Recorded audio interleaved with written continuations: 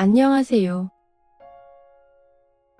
매주 수요일은 저의 창작 소설을 함께 듣는 날입니다. 오늘 여러분과 함께 할 이야기는 침묵의 메아리입니다. 강태우 교수를 죽음으로 몰고 간 사건. 이 죽음의 진실을 밝혀낼 수 있을까요? 한 남자의 이야기를 같이 들어보아요. 끝까지 함께 해주세요. 지금 시작합니다.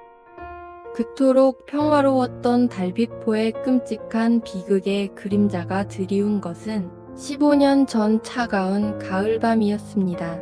늦가을의 차가운 새벽 공기, 달빛포 마을은 여전히 깊은 잠에 빠져 있었습니다. 호수 위로는 하얀 물 한 개가 몽롱하게 피어오르고 멀리서 들려오는 새벽 종소리만이 고요를 가늘게 흔들었습니다.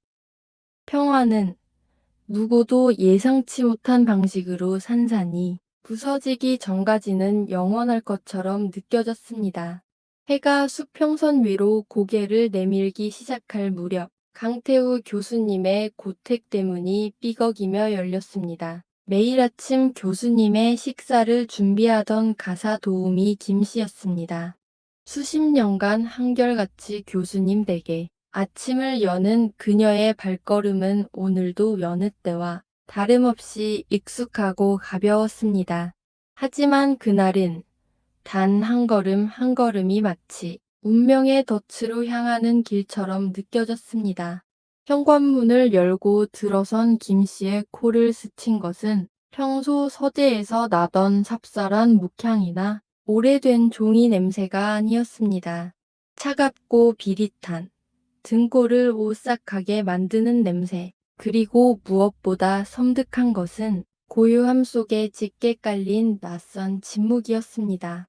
보통 같으면 새벽부터 학문에 몰두하던 교수님의 기침 소리나 책장을 넘기는 소리가 들려야 마땅했지만 그날 아침은 아무런 소리도 들리지 않았습니다. 이상한 예감에 김 씨의 심장은 불안하게 쿵쾅거리기 시작했습니다. 식사를 준비하려던 그녀는 문이 열린 채 희미한 어둠이 드리워진 서재 안쪽에서 흘러나오는 기이한 형체의 발걸음을 멈추었습니다. 늘 단정하게 닫혀 있던 서재 문은 활짝 열려 있었고 안에서는 무언가가 엎질러진 듯한 검붉은 흔적이 희미하게 보였습니다.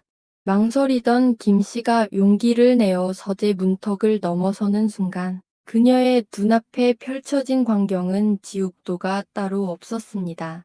히이 귀를 찢을 듯한 그녀의 비명소리가 새벽 달빛 포이 고요를 갈갈이 찢어 발겼습니다.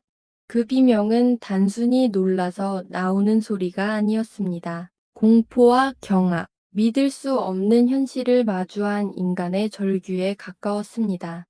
평생을 통해 쌓아 올린 지식의 보물창고였던 교수님의 서재는 마치 거대한 폭풍이라도 휩쓸고 간 듯 처참했습니다. 책들은 서가에서 뽑혀 나와 바닥에 나뒹굴었고 고대 지도가 찢겨나간 채 엉망으로 밟혀 있었으며 아끼던 토기 조각들은 산산조각 나 사방에 흩어져 있었습니다. 연구 자료가 담긴 두꺼운 꼬문서들은 지더지거나 구겨진 채 검붉은 액체로 얼룩져 있었습니다. 전쟁터를 방불케 하는 처참한 서재 한가운데 바로 그 자리, 늘 교수님이 앉아 지혜를 탐구하던 낡은 책상 앞에 강태우 교수가 싸늘한 주검이 되어 쓰러져 있었습니다. 그의 얼굴은 평화로웠던 미소 대신 끔찍한 고통으로 일그러진 채 굳어 있었습니다. 가슴팍에는 시뻘건 선혈이 흥건했고 그 핏자국 한가운데 묵직한 청동 장식물이 깊숙이 박혀 있었습니다. 그것은 마치 오래된 유적에서나 나올 법한 기이한 문양이 새겨진 날카로운 고대 유물의 일부처럼 보였습니다. 학자의 고결한 지식을 탐하는 대신 그의 생명을 빼앗아 간 그 흉기는 아이러니하게도 교수님이 평생을 바쳐 연구하던 고대 문명과 연결된 듯한 섬뜩한 존재감을 뿜어내고 있었습니다. 김 씨의 비명은 삽시간에 고요했던 마을 전체로 퍼져나갔습니다. 낡은 마을 확성기가 고장이라도 난 듯 비명이 울려 퍼지는 곳마다 잠에서 깨어난 사람들이 불안한 눈빛으로 창밖을 내다보았습니다. 그리고 곧 푸른 제복을 입은 경찰차가 사이렌을 울리며 언덕길을 달려 올라왔습니다. 낭만과 평화의 상징이었던 달빛포는 그날 아침 단 몇 시간 만에 끔찍한 살인사건의 현장으로 변모했습니다. 고요함은 산산이 조각났고 사람들의 얼굴에는 공포가 서렸으며 서로에 대한 믿음은 순식간에 의심이라는 어둡고 차가운 감정으로 대체되었습니다. 멀리서부터 사이렌 소리가 미미하게 들려오기 시작하더니 이윽고 섬광을 터뜨리는 경광등을 단 순찰차와 수사 차량이 언덕길을 숨가쁘게 치고 올라왔습니다.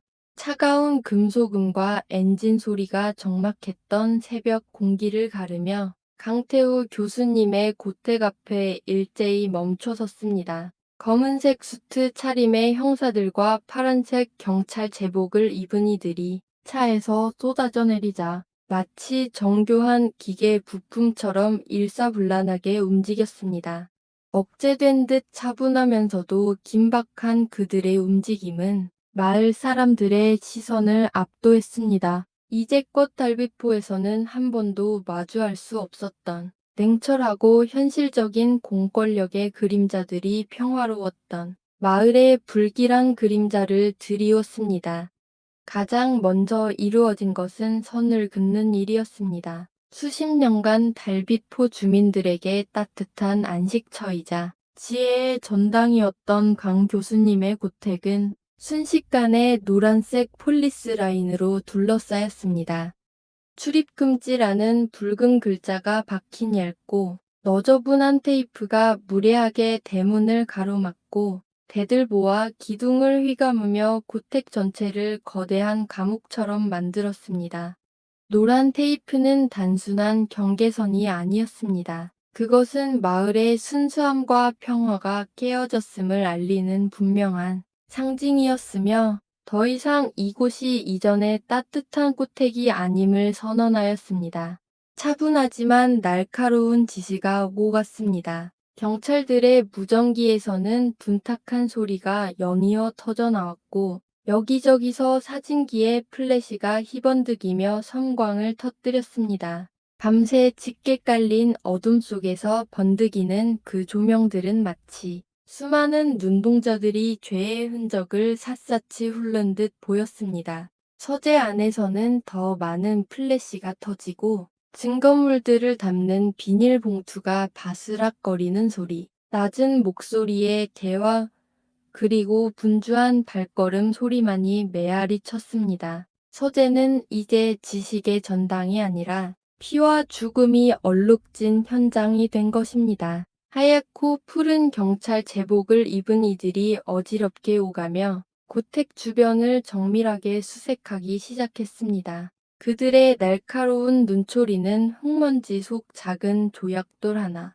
바람에 흔들리는 나뭇가지 하나까지도 놓치지 않으려는 듯 꼼꼼했습니다. 마을 주민들은 이 모든 과정을 멀찍이서 지켜볼 수밖에 없었습니다. 아침 일찍 조용히 장사를 준비하던 상인들, 밭으로 향하던 농부들, 그리고 우유 배달을 하던 청년까지 모두가 넋을 잃은 채 충격적인 풍경을 바라보았습니다. 그들의 눈빛에는 공포, 슬픔, 그리고 무엇보다 이전에는 없던 의심이라는 서늘한 감정이 스며들었습니다.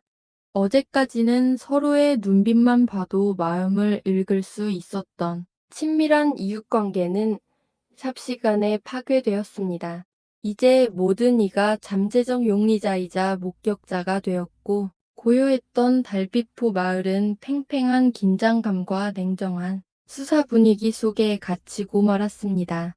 노란 폴리스 라인과 희번득이는 조명 아래 강태우 교수님의 고택은 더 이상 집 이안이었습니다. 그것은 곧 밝혀질 비극의 서막이자 달빛포의 순수함이 영원히 사라지는 피로 얼룩진 현장이었습니다. 지식의 등불이 꺼지고 그 자리를 끔찍한 비극이 대신했습니다. 고결한 학자의 서재가 피로 얼룩진 살인 현장이 된 달빛포.